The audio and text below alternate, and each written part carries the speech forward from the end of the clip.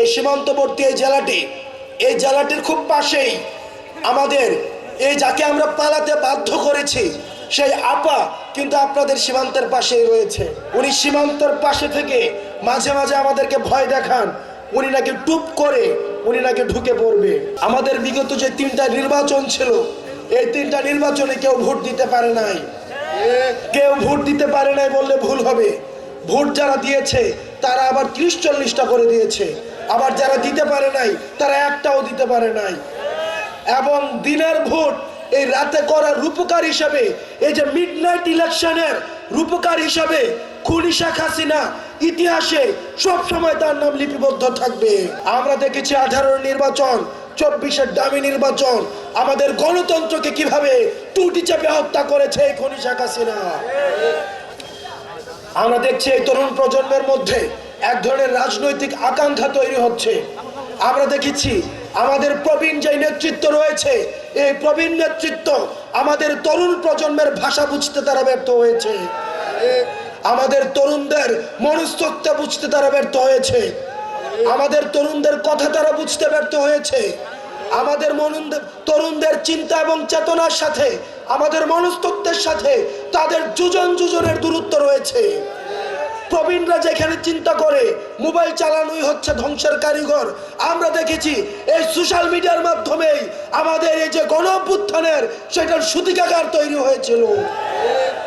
প্রিয় সহযোদ্ধা, আপনাদেরকে মাথায় রাখতে হবে আমাদের তরুণ প্রজন্মের মধ্যে যে রাজনৈতিক সচেতনতা তৈরি হয়েছে, যে অকটু ভয় আমাদের মধ্যে একটা নেচার তৈরি হয়েছে, সেটা আমাদেরকে ধারণ করতে হবে, সেটা আমাদেরকে ধরে রাখতে হবে।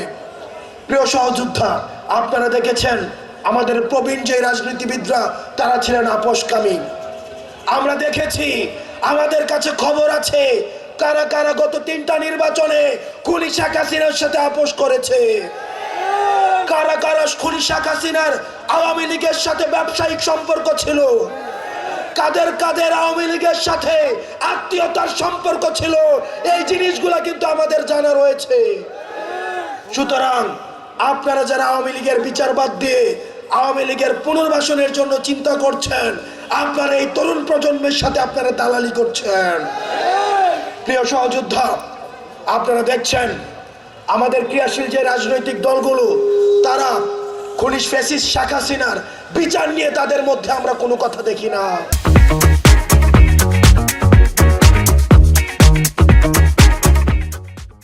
আমরা দেখি আগামী নির্বাচনে আওয়ামী লীগ থাকবে কি থাকবে না সেটি নিয়ে তাদের মধ্যে আলাপ আলোচনা হচ্ছে, কিন্তু আওয়ামী লীগকে কিভাবে নিষিদ্ধ করা যায় সেটি নিয়ে তাদের মধ্যে কোনো আলাপ আলোচনা নাই।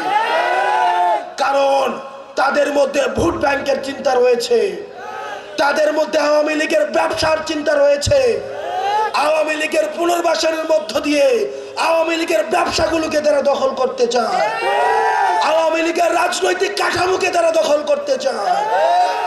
আমরা তরুণ প্রজন্ম স্পষ্টভাবে বলতে চাই, আমরা যতদিন পর্যন্ত রাজপথে আছি আমাদেরকে হাসিনা কিনতে পারে নাই, আমাদেরকে আওয়ামী লীগ কিনতে পারে নাই।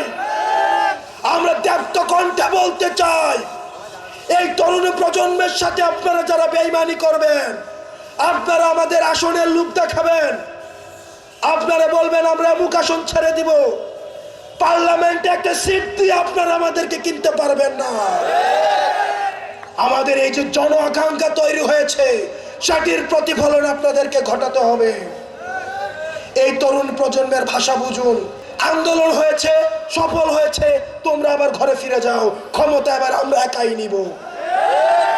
আমরা বলতে চাই, দয়া করে ক্ষমতামুখী হয়েন না। ক্ষমতামুখী যারা হয়েছে তাদেরকে দেশ ছেড়ে পালাতে হয়েছে। ক্ষমতামুখী না হয়ে আপনারা জনতামুখী হন। আপনারা যতক্ষণ পর্যন্ত জনতামুখী হবেন তরুণ প্রজন্ম আপনাদেরকে সঙ্গ দিবে। আমরা দেখি যে বিচার ব্যবস্থা কাজ করে নাই, আমরা দেখি পুলিশ কাজ করে নাই, প্রশাসন হচ্ছে এক ধরনের মাফিয়া তন্ত্র হয়েছে। প্রশাসনের মধ্যে মাফিয়া তন্ত্র ছিল, বিচার ব্যবস্থা গণভবন থেকে নিয়ন্ত্রিত হতো। আমরা এই তরুণ প্রজন্ম প্রশাসনিক সংস্কার চাই। আমরা বিচার ব্যবস্থার সংস্কার চাই, আমরা নির্বাচনের সংস্কার চাই। আমরা যদি নির্বাচন কমিশন, আপনারা দেখেছেন নির্বাচনের আগের রাত্রে ওসিকে কিভাবে কিনে ফেলা হয়, ইউনুকে কিভাবে কিনে ফেলা হয়, ডিআইজি রেঞ্জকে কিভাবে কিনে ফেলা হয়। আপনারা শুধু নির্বাচন কমিশনের সংস্কার দিয়ে আপনারা কি করবেন? আগের রাতে ওসি দাঁড়াই থাইকা হচ্ছে ভোট ডাকাতি করবে। সুতরাং পুলিশের সংস্কার প্রয়োজন, পুলিশকে গণমুখী হতে হবে। আমরা পুলিশ ভাইদেরকে আহ্বান জানাবো, আমরা আপনাদের ত্যাগ তিতিক্ষাকে সম্মান জানাই। সব পুলিশ হারুন না, সব পুলিশ বেঞ্জিন না। আমার ভাইদের মধ্যেও পুলিশ রয়েছে, আপনাদের মধ্যেও পুলিশ রয়েছে। আমরা আপনাদেরকে ধারণ করতে চাই। দয়া করে আপনাদেরকে অনুরোধ করব, হাসিনার পথকে আপনার অনুসরণ করার প্রয়োজন নাই, আপনারা ক্ষমতা কাঠামোকে অনুসরণ করার প্রয়োজন নাই। আপনারা যে শপথ নিয়ে মানুষের সেবা করতে এসছেন, আপনারা সেই সেবাটি করুন। আপনারা যদি মনে করেন কোন রাজনৈতিক দলের দালালি করবেন, তাহলে আরুনকে যেভাবে দেশ থেকে পালাতে হয়েছে, বেনজিরকে যেভাবে দেশ থেকে পালাতে হয়েছে, জনগণ যেভাবে ছুঁড়ে ফেলেছে, তাহলে কিন্তু আপনিও সেই কাতারে লিপিবদ্ধ হবেন। পুলিশ এবং জনতা আমরা ভাই ভাই। এই দেশটা যদি ধ্বংস হয়ে যায়, এই দেশটা যদি নষ্ট হয়ে যায়, আমাদেরকে ভোগ করতে হবে। সুতরাং এই দেশটাকে আমাদের ঐক্যবদ্ধভাবে রক্ষা করতে হবে। পুলিশ প্রশাসনকে আহ্বান জানাবো, এই দেশে একদল যাবে, আরেক দল আসবে, ক্ষমতা কাঠামোর পরিবর্তন হবে, কিন্তু আপনারা কিন্তু থেকে যাবেন। আপনাদেরকে জনগণের প্রতি আপনাদের কমিটমেন্ট, কোন রাজনৈতিক দলের প্রতি আপনাদের কমিটমেন্ট নাই। সুতরাং জনমুখী হন, কোন রাজনৈতিক দলের মুখী হইয়েন না। রাজনৈতিক দল আপনাকে সেফ দিতে আসবে না, জনতা হচ্ছে আপনাকে সেফগার্ড হিসেবে পালন করবে।